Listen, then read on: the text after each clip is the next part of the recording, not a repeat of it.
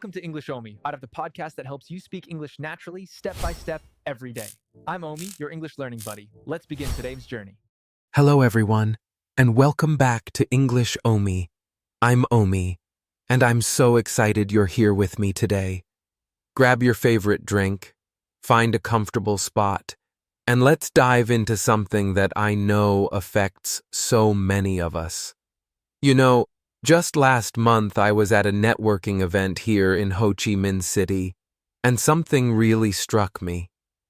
There was this fascinating discussion happening near the coffee table about sustainable business practices, a topic I'm genuinely passionate about and have studied extensively. I had so many insights I wanted to share, so many questions I wanted to ask, but there I was, standing just a few feet away, completely frozen. What held me back? That familiar voice in my head started whispering, "What if you interrupt at the wrong moment? What if your English isn't perfect? What if they think your ideas aren't good enough?" Sound familiar? I watched that entire conversation unfold while I stood there with all these thoughts trapped inside my mind. That experience reminded me why today's topic is so crucial. We're talking about how to speak with anyone confidently, and trust me, this isn't just about English fluency. This is about breaking through those mental barriers that keep us silent when we have so much to contribute. Whether you're at work, social events, or even casual conversations, these skills will transform how you connect with people. So let's unlock that confident communicator that's already inside you. So why do we freeze up like I did at that event? Here's what I've learned from my years of teaching and countless conversations with students. It almost always starts in our minds. We create these elaborate worry scenarios that probably will never happen. Our brain becomes this overactive movie director, constantly playing scenes of potential embarrassment. But here's the thing, and this is something I wish someone had told me years ago. Most people are actually hoping for genuine connection. They're not sitting there waiting to judge your grammar or critique your ideas. They're usually thinking about their own responses or genuinely interested in what you might add to the conversation. The first step to confidence is literally changing those internal scripts. Instead of, "What if I say something wrong?" try, "What if I add something valuable?" Instead of, "They'll think I'm strange," tell yourself, "They might find my perspective interesting." It sounds simple, but this mental shift is incredibly powerful. And don't underestimate your physical presence. Before you even speak, your body language is already communicating.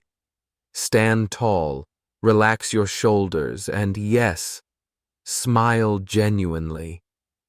I know it might feel forced at first, but your body actually sends confidence signals back to your brain. It's like tricking your nervous system into feeling more at ease. Remember, confidence isn't about being perfect. It's about being authentic and willing to engage. When you focus on contributing rather than impressing, everything becomes much more natural and enjoyable. Now let's talk about those crucial first words.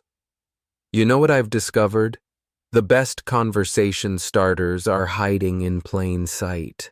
They're right there in your shared environment, waiting to be noticed.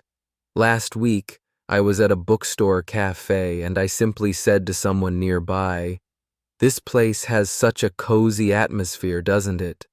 Boom. Instant connection point. We ended up talking for 30 minutes about favorite reading spots around the city. The magic was in commenting on something we both experienced in that moment. Weather might seem boring, but it works. What a refreshing rain after this heat. Food is another gold mine. Have you tried their Vietnamese coffee here? It's incredible. These observations create immediate common ground because you're both experiencing the same thing right now. But here's where many people stop. They ask closed questions that lead nowhere. Instead of, "Do you like this place?" try, "What brought you to this cafe today?" See the difference? One gets a yes or no, the other invites storytelling. I love what I call genuine curiosity starters. If someone's wearing a university t-shirt, try, "How did you like studying there?" If they're reading a book, what's capturing your attention in that book? These show you're actually paying attention to them as a person.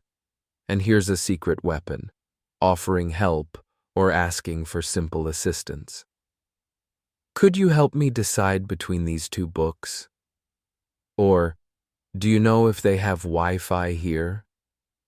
People love feeling helpful, and it creates an instant moment of cooperation that often blooms into real conversation. Once you've started, the key to natural conversation flow is becoming genuinely curious about the other person. Think of yourself as a friendly detective, not interrogating, but genuinely interested in their story. The golden rule? Listen to their actual answer, then ask something that builds on what they just shared. If they mention traveling, don't immediately jump to your travel story. Ask, "What was the highlight of that trip?" Or, "How did you choose that destination?" This shows you're truly engaged with their experience. Now let me share the biggest conversation killer I see: over-explaining and excessive apologizing. You don't need to justify every thought or say sorry for having opinions. Trust that your ideas have value.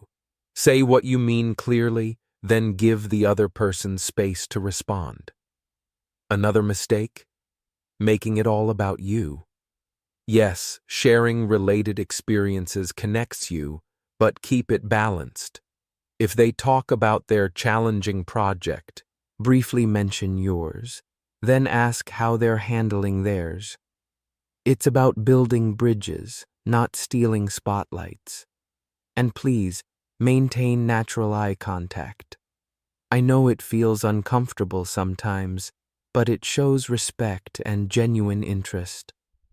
You're not staring intensely, just naturally looking at someone when they speak, the way you would with a good friend. Here's what I want you to remember from our time together today. Confident conversation isn't about having perfect English or never feeling nervous. It's about focusing on connection over perfection and curiosity over self-consciousness. Start small this week. Practice one technique we discussed. Maybe it's making an environmental observation or asking one genuine follow-up question in your next chat. Notice how people respond when you show real interest in their thoughts and experiences. I promise you, the more you practice these skills, the more natural they become. That voice in your head that says, "Don't interrupt," or "You're not interesting enough," gets quieter, while your authentic, curious self gets stronger. Your homework? Try starting one conversation this week using the techniques we covered. It could be with a colleague, someone in line at the coffee shop, or even a neighbor.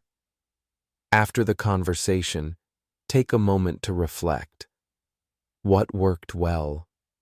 What will you try differently next time? I'd love to hear about your experiences. Share your conversation victories or challenges in the comments below, or send me a message. Your stories inspire other learners too. Don't forget to subscribe to English Omy for more practical English tips that you can use in real life. Until next time, keep practicing, keep connecting, and remember, your voice matters. Take care, everyone. Thanks for spending time with me on English Omy today. Remember, small steps every day lead to big progress. If you like this episode, follow the podcast and share it with a friend.